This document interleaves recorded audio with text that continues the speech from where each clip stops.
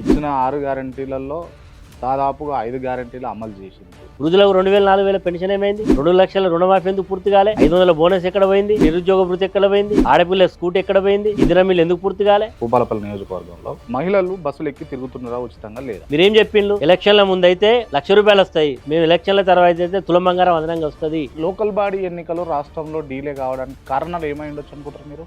రేవంత్ రెడ్డికి స్పష్టంగా తెలుసు, ఎన్నికలు పెడితే కొంతమంది అంటారు ఏంటంటే కాంగ్రెస్ పార్టీలో అంతర్గత కుమ్ములాటలు మొదలైపోయినాయి. రేవంత్ రెడ్డి సాక్షాత్తు ఆయన ముఖ్యమంత్రి హోదాలో నాకు కుర్చీ మీద కన్నేసిందని చెప్పి ఆయన చెప్పిండు. ప్రజలు నమ్మేటటువంటి అంశమేనా ఇది? రాహుల్ గాంధీ కలుస్తలేడు, ఆయన కుక్కలతో ఆడుకుంటూ తప్ప రేవంత్ రెడ్డికి ఇంటర్వ్యూ ఇస్తలేడు అని చెప్పి మీడియాలు కూడా కథనాలు చెప్తున్నాయి కదా. రేవంత్ రెడ్డిని కాదని ఇంకొక లీడర్కి ఇచ్చేంత కాలిబర్ ఉన్న లీడర్ ఎవరున్నారు కాంగ్రెస్ పార్టీలో? అంటే రేవంత్ రెడ్డి ఒక్కడే తురుంకానా? తురుంకానే కదా ఇవాళ ముఖ్యమంత్రి స్థానంలో కూర్చోబెట్టింది.